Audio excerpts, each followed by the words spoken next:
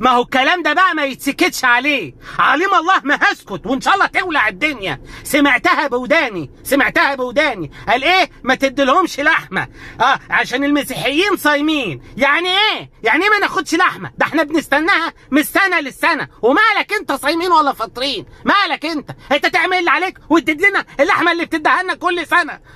لكن تيجي دلوقتي وتقول لك صايمين. نعم يا اخويا، نعم. يعني ايه صايمين يعني؟ ما عندنا ثلاجات وفريزرات 15 قدم نحط فيها الخروف ما يبان. هات انت بس، مالكش دعوه. يا سلام يا اخويا، يا سلام. قال يعني ما تديلهمش حته لحمه عشان خاطر المسيحيين صايمين. نعم يا اخويا. ليه هنفضل طول عمرنا صايمين؟ اسبوع ولا 2 ولا 3 وهنفطر، هناكل من اللحمه. يعني اللحمه هيحصل لها ايه؟ ما احنا بنجيبها من الجزار بيبقى قاتل الذبيحه من سنه وبنشتريها منه وبناكل. لكن دي لحمه ملبسها طازه. اخس عليك، اخس. تستخسرها في اخوك المسيحي. انت بتتلكك يالا، بتتلكك انت. عليم الله لو اللحمه ما جات لي، شوف عليم الله لبلغ عنكم. ابلغ عنكم ان انتوا بتذبحوا بره السفلخانه.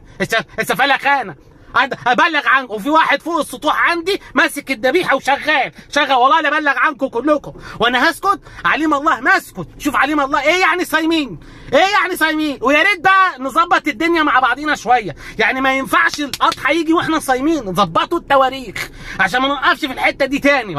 يعني تعملها على نفسك، تبقى تاكل لحمه وانا قاعد اتفرج عليك. امال فين الوحده الوطنيه؟ لا، طارت العروبه من قلبك.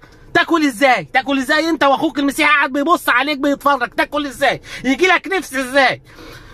وحته الكبده برضه تيجي، والكلاوي الا الكلاوي اديني بقول لك اهو. وحته العضمايه النخاع يجي برضه هو اللي مش هنقدر ناكله. الفته مش مشكله، مسامحينكم في الفته، مش هنقدر ناكلها ولا ندوقها. ام توم حلو دي، ام رز وفي عيش حلو محمص في النص جوه عادي. مش هنقول الحته الملبسه الحلو، ما مش مشكله. بس اللحمه تيجي، الحته الملبسه في الفخدايه تيجي وانا احطها في الفريزر وتعالى اطمن عليها زي ما انت معايا. وفي الفطار هنيجي نحطها ونسلقها ونظبطها.